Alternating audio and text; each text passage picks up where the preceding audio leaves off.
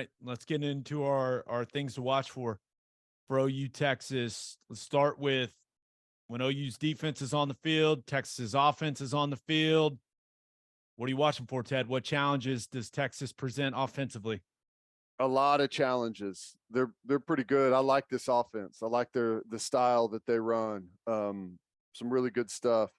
A lot of 12 personnel, 2 tight ends out there. It'd be interesting to see what kind of style they adopt against us. I think there's, because of their good skill group, they're able to kind of morph a little bit from game to game or what they're going to really, be in the most, like personnel wise and kind of stylistically. But a lot of 12 personnel. They'll run some misdirection stuff. They'll get you on boot out of 12 personnel. A lot of split zone stuff.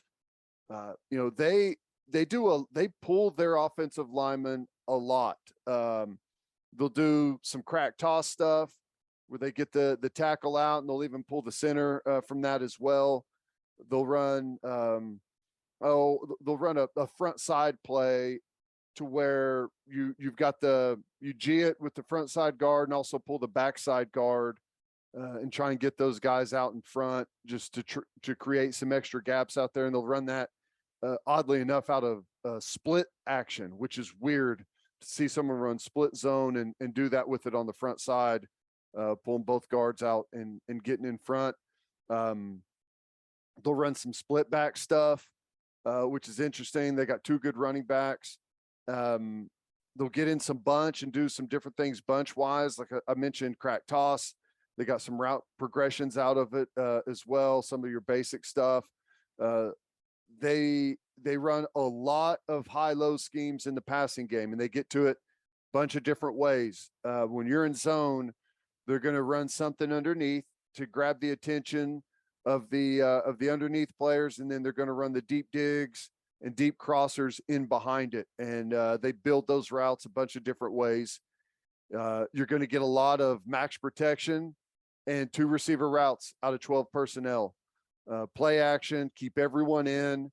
You may get a tight end or a back out late if it's just a straight rush and not a blitz, but they'll go 2-man routes and run double moves. They'll run double posts. They'll run all kinds of different combinations with those guys and give really good protection and just let those guys go to work on the back end. One thing that they do is, I call like a non-standard play, right? Drop back pass, like traditional run game, and like the bubbles and tunnels. That's what I would call just like a regular play, a traditional play, standard play. But they don't shift a lot. But whenever they do shift, they almost always run a non-standard play behind it. Something that is a little bit different than what you're typically going to get. Whether it's a trick play, a gadget play, or just like some of like your double move stuff. Like they're trying to change the window, the view for the defense for a particular reason. They don't just shift. Like a lot of offenses, they just shift to start off. Like that's what they do. They just come up, they shift, and then they get into what they're going to do. Texas is very deliberate about it. So at least up until now, anytime you have a shift pre-snap, you need to keep your antenna up that something non-standard is about to come. That doesn't mean it's going to be some wild trick play. It's just something that's a little bit out of the ordinary that you get on standard down and distances. I think they got excellent skill position guys. We know Bijan Robinson is great. Whittington is great. Xavier Worthy is great. It's and I don't know what they're going to do at quarterback. Everyone's saying Quinn Ewers, and they're kind of pounding the table for Quinn Ewers, but I'm looking at Hudson Card and the way he played against West Virginia. And, I almost feel like you've got to roll with him while you've got him playing the way that he is. But because you've only seen a little bit of Quinn Ewers. So I don't know. I think Hudson Card is in a good spot. He's good enough to to do some things with his legs, with his athletic ability, but he's not going to kill you in the running game, which is going to come as a welcome. Both he and Quinn Ewers in the running game, not great, not anywhere close to what you get out of Adrian Martinez or Max Duggan. So watch me say that, and that's how we end up getting beat. But those, either one of these quarterbacks are not really close to the athlete that the last two quarterbacks we played are. So it's going to be a tough game. I'm interested to see what the game plan is, see how we play to 12, see how we play to 11. We're going to go 3-man front, 4-man front, switch it up. I bet we'll probably be multiple, but it's a very, very good offense. I like what they've done, and right now they're coming off of a really good game against West Virginia. Xavier Worthy is the best wide receiver that OU's played. Bijan Robinson is the best running back OU has played. JT Sanders is the best tight end OU has played. They've got absolute weapons at the skill position. So as I watch their offense, it's pretty simple for me. OU's defensive line has to dominate the game. The offensive line is still the weak point for Texas's offense. And you got a couple true freshmen, and in particular, and I know if I see it, BV and Ted Roof see it, you got to attack the right guard, Cole Hudson, true freshman. The guy is struggling, right? And I mean, he's a true freshman starting in the interior of the offensive line. Like that's not easy. But whatever you got to do, I don't care if you're odd front, even front, you got to pick on 54 at right guard. You absolutely have to. Like, if I'm designing pressures for the game, I'm putting that guy in conflict. Like, I'm attacking that guy. And that's mean, but it's just the way you got to do it, man. Yeah. I don't think there's any doubt. And to me, the even front is the best way to do that. Agreed. If you go odd, you kind of leave him uncovered where he's probably going to be a little more comfortable. I'd probably run an even front, and anytime I've got a nose to his side, I probably G it, which is to put him like inside eye. So yeah. And I imagine that's exactly what they're going to do is build some of those pressures and show some of those looks. Like, anytime that you've got a free opportunity, if you're a backer, you get up there and show in the B gap and draw his attention and try and make things chaotic for him up there. So yeah, and I agree. I think the offensive line is definitely the weakness, and that's why I think they do so much max protect. They just max pro it and let Whittington and Xavier Worthy on 2 receiver routes go out there and go to work on some DBs. Yeah, and Xavier Worthy has gone to work, man. He is, I mean, he's spectacular. He's the best route runner I've seen on tape this year. There's no doubt. Couple other things for their offense. Clearly, tackling Bijan is, like, we've talked a lot about guys leveraging things properly in the defense, playing their gaps properly. You mentioned all of the window dressing in the backfield. Like, there's stuff going like 3 different ways. So Agwebu, Stutzman, any other guy that gets in there at inside backer, like, it's going to be a huge challenge. There's no doubt, but you just got to sort it all out. You got to be in the right spots, because 5 will turn your lights out, man. He's even better than he was last year. I mean, he's a spectacular running back. Yep, he's good. And, you got to they're going to get him the football a bunch of easy ways in space, and know that you are accounting for it, but you got to finish the play and you got to bring him down to the ground, which is far easier said than done. And, just in the West Virginia game, they did it a couple of different times, and they've got him absolutely dead to rights. And some West Virginia players just come up and absolutely like whiff on him. And it's almost like he's done such a good job for the last 3 years that I think guys panic, because some of the stuff that he did and that they missed against West Virginia, it's like, if you took number 5 off of his jersey and put another number on there, you would just think it's a run of the mill running back that the West Virginia's just coming up and totally whiffing on. Not good plays. I think guys get a little bit enamored with it instead of just making the smooth, smart play. We got to avoid that. You got to use angles and you got to use leverage, and don't get head up on him. If you miss him, okay, but force him back to the numbers.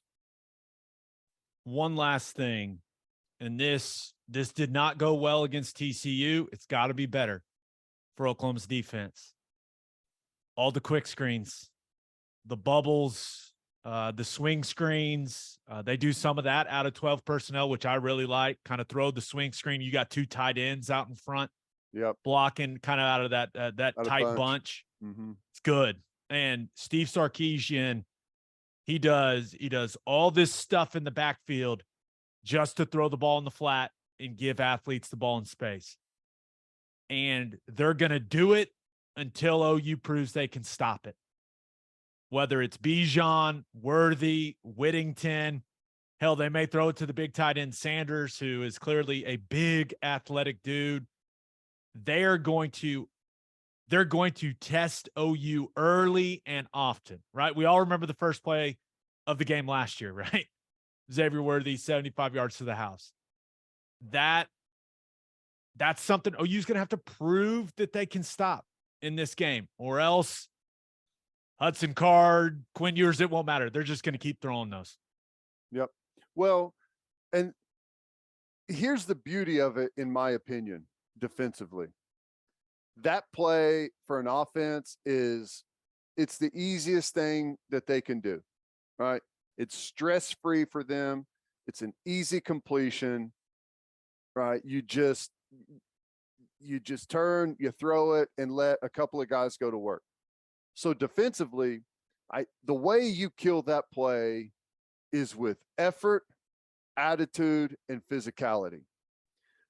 You should take that play as a slap in the face, that they would have the gall to run that on you. It should be an all-out assault from the inside out.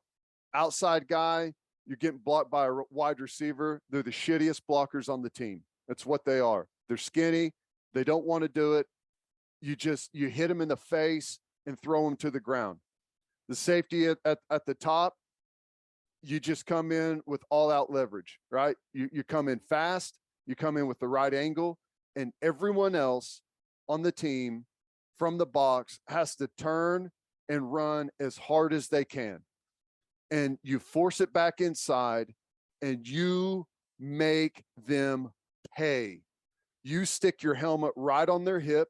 You stick your helmet right in their ribs. You make every wide receiver on that team say, don't run that shit whenever I'm in there. Do not throw me the football on the bubble again. I ain't running it. And after you tattoo them a couple of times, wide receivers, they don't want to block and they don't want to get hit. So they're going to just try to keep it outside, and they're going to go down as soon as someone touches them, because they don't want the 290-pound DN to come and put his helmet right inside their gut. Like, that's how you beat that play. You don't beat it by turning and jogging and seeing if a DB out on the island can make that play by himself. You kill that play with effort and physicality and attitude. That's the only way you stop it, or they'll run it forever. It's like the old ISO, right? People used to always come out, and on the first series, they're going to run ISO, and they're going to see how the Mike backer and the 2 inside guys are going to handle it. They're going to see, do you have the guts to come up in there and crack, have that big collision with the fullback, stuff it up. Like, if they see any weakness, any sign of hesitation from the backers, guess what? You're getting it all day long. It's the same thing. It's just now they just run it on the outside. Yep. Love it. All right. Anything else? OU's defense, Texas's offense? Nope. All right. OU offense, Texas defense. Should be interesting, man. Now, Texas, they are technically a 3-3-5, but very different than the 3-3-5 we saw from TCU.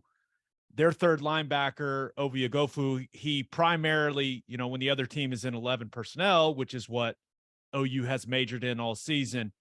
He's along the line of scrimmage, right? And, they can bounce back and forth between an even front and an odd front, but he is kind of just playing more of an traditional outside linebacker / DN role for them. And it allows them to be multiple. So you'll see, as you're watching the game, you'll see what looks like 4 guys along the line of scrimmage. Now, whether they got a guy head up over the center or not, that's kind of where rules change for how things are blocked up front. But I know everyone's talking about the quarterback situation. I don't know if Dylan Gabriel is going to play. I haven't asked. I find it very hard to believe that he'll play with everything that's going on right now, with the discussions, with concussions, with the Tua Tagovailoa situation, with how and OU's always been extra cautious on that regard. And I know that, but it's always been the same mentality. Like, the only game I missed in college got a concussion against Iowa State. I said, hey, I'm good to go for Baylor. It was the next week, and they said, we know you're good to go, but we're holding you out. It's the only game I ever missed. And that's always kind of been the mentality, and I appreciated that, right? It's always been this training staff has always put the player and their well-being first over winning games. So I'd be really surprised if Dylan Gabriel's out there as OU's quarterback. I don't know anything, but I'm going into this game fully anticipating Davis Bevell being the quarterback. But let me explain something. It does not matter who OU trots out there at QB if the interior of the offensive line does not play well. It doesn't matter. I'm telling you, because I'm going to be as clear as I can with this. OU's interior has to play well, or they're going to have a very long day offensively. McCade Matoyer, Andrew Rame, Chris Murray, they got to play their best game of the season, because Texas's interior defensive line, it's not even close. It's by far the best group that they've played all year long. And these guys can impact games. 99, 98, 93, 90. I think they would all start for Oklahoma. They're good. They're big. They're physical. They get off the rock. They use their hands well. They are good players on the interior. And if OU's interior of the offensive line doesn't win that battle, all the rest of the stuff we're about to talk about, Ted, doesn't matter, man. Mm-hmm. Because if those guys are collapsing the pocket as pass rushers and making whoever's playing quarterback for OU uncomfortable, going to be a long day. If they're getting penetration in the running game, whether you're running gap scheme, zone, man scheme, it don't matter. Penetration kills all running game. Those guys in the interior, they got to buckle up and bring it, man. Bottom line. Yep. No, I agree. And, I've essentially said the same thing, and everyone is all up in arms about who's going to play quarterback if Dylan Gabriel doesn't play. And I don't even care if Dylan Gabriel does play. Like that is the least of our problems over the last 2 games. I mean, penalties, mental mistakes, like there's all kinds, not physical play, getting beat. Like those things are the biggest issue that we have right now. Quarterback, I know he's got the ball in his hands on every snap, and ultimately you've got to have good quarterback play, but we are far from placing the blame, win, lose, or draw on whoever plays quarterback. We have a ton of other things to worry about. And I totally agree. Interior, going to have to be tough. Like the offensive line, and you can say this about every position group. We all understand that. But specifically, the offensive line has to have their best game that they've had this season by far. No doubt. I mean, there's absolutely no doubt. And with that in mind, I do think perimeter run game is the way to go, right? I think that's where you're going to find the most success. I think their edge guys, 88, 18, they are they're just guys, in my opinion. I really like the interior guys that they've got along that defensive line. I think the edge players are okay. So we've seen Levy dial up, that G pull on the front side, backside tight end in the wing, kind of leading around. They've found money with that. They've created good lanes with that. We saw some good GT counter stuff last week that's hitting kind of wide, which they've had some success with. Interested to see if they can run outside zone worth of shit in this game. But I think perimeter runs, right? Attacking the edges of the defense is the way to go. Stay away from the strength of that defensive line for Texas, which is the interior. But, one main thing I'm watching, right? Let's say it is Davis Bevel, right? I know a lot of the fan base throw Nick Evers out there. Let's see him. Okay. We'll see. But whoever it is, this environment is unlike anybody, even if it is Dylan Gabriel. This environment will be unlike anything any of these quarterbacks have ever stepped into. It's just the reality of the situation. So how is Jeff Lebby going to get the QB some, what I like to call layups early? I mean, place is going to be nuts, right? Whoever's out there is going to be nervous as hell. How does Lebby get them into a rhythm early in the football game? How does he get Bevel going, oh, yeah, I can throw it and they'll catch it. And, okay, yeah, this is just a game, right? Settle down. And is it rhythm throws with some of the quick stuff, some of the bubbles, like some swing screen stuff to Eric Gray or any of the running backs? Like, maybe that's it. But they got to do a few things to get Bevel settled into the game. And that puts a big emphasis on wide receiver blocking out on the edges. But you got to get some simple stuff for him early to make him realize it's just a football game. I know that this place is nuts. The scene's incredible. But you got to get him something that just settles him down and gets him in rhythm and just lets him relax. Yeah. Yeah. And a lot of times it's, a quick little quarterback run game play, whether it's, a zone read, just a zone read, or run the quarterback power, something to where you carry the football, you take a couple of hits and you just settle into the game. Right. And I don't know how many times you've heard a quarterback or someone say, like, I was nervous and butterflies until that first hit, and then I was fine. And that's how it is. And the same thing, I agree with the rhythm in the passing game. And the best way to do that, in my opinion, is find Drake Stoops in the slot, let him run that little hook up and just, hit him in the chest with the football and let him go. I mean, that just kind of build him up that way. I totally agree.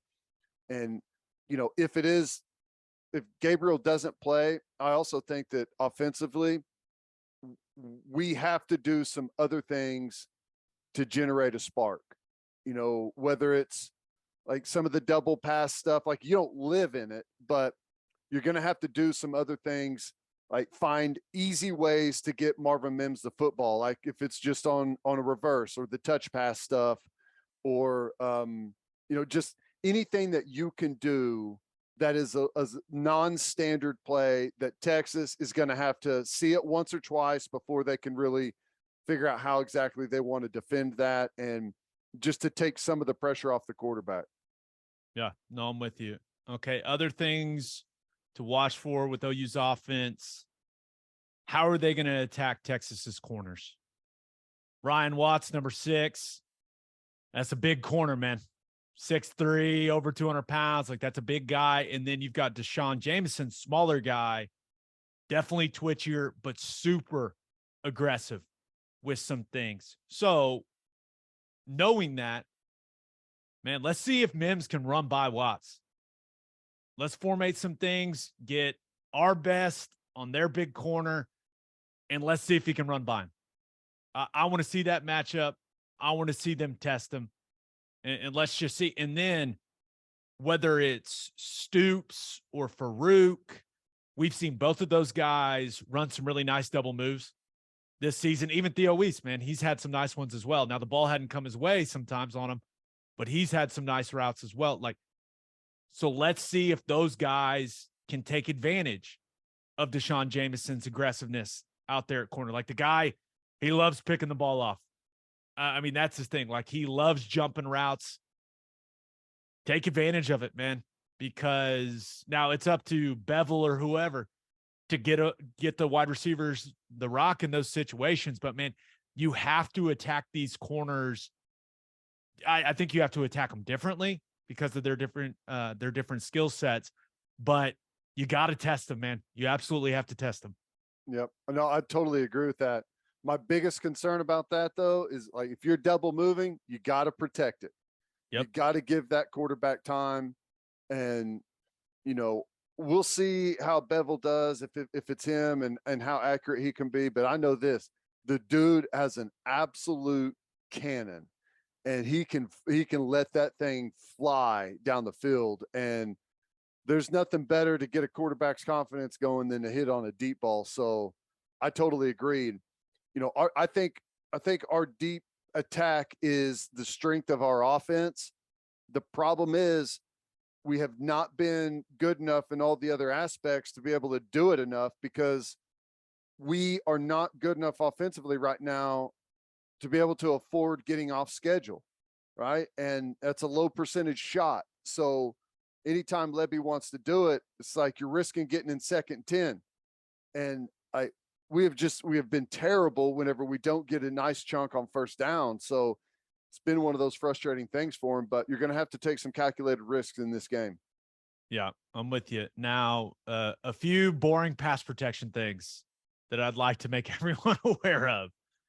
And the Sooners have not done a lot of empty this year, right? But Ted, Texas's empty check has been to bring pressure.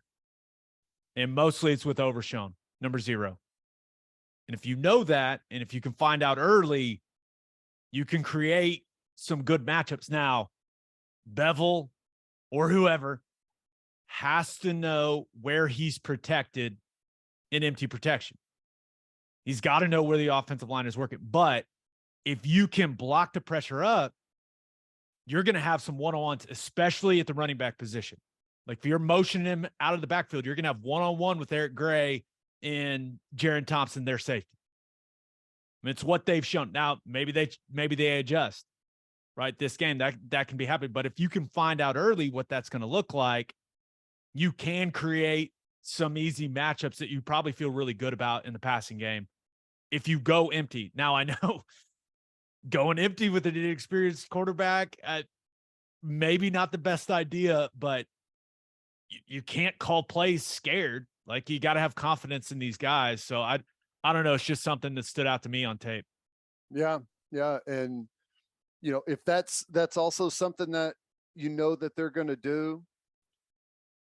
I love like a quarterback trap or something against something in empty, especially if they're going man to man behind it, and you can find out a way to leverage all of those guys up front and get good blocking and get him through, you kind of unscathed into the secondary. That's something to do as well. But no, I totally agree. Anytime we can get Eric Gray one-on-one with the backer or safety type, you got to be able to take advantage of that.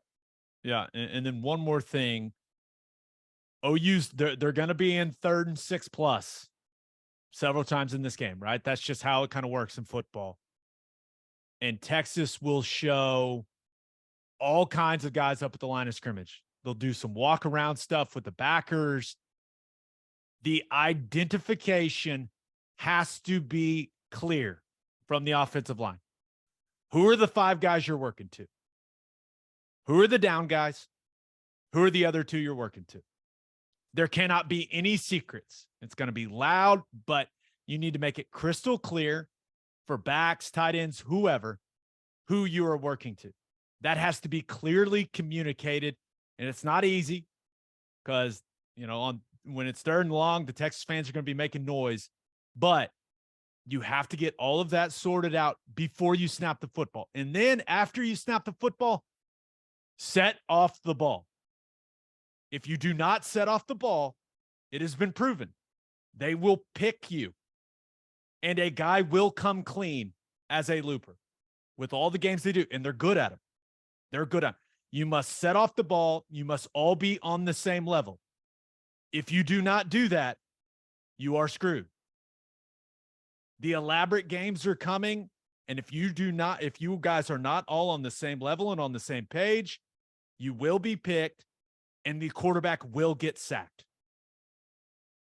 So it's that simple. Like, there's a lot there. You don't want to be in third, six or more, 3rd and 6 or more. I understand that, but you know what is coming. Identify it, get back off the ball, sort it all out, pass it all off. And if you do that, you can gash them in the pass game. I know it's a lot to ask, but it's got to happen. I mean, it's got to happen. Yeah, no, I'm with you. And that just kind of reminded me of something whenever you were talking about the communication. I think for this game, especially if Dylan Gabriel's not playing, but even if he is, we need to scrap the tempo stuff. At least for the most part, later in a drive, if you've gotten 2 or 3 first downs and you want to hit the gas, like maybe whenever you cross the 50-yard line after a big play on first down, okay. But it has not been an asset for us. It has, I think, been a net negative. And until we're better blocking, until we're better communicating all the things that we need to do at the line of scrimmage and get guys on the same page, I think we need to scrap it. And we need to help our defense out a little bit. They're struggling. We have way too many 3, 4, and 5 play drives, way too many drives of under like 2 minutes. We've got to be able to sustain some possession. I hear you.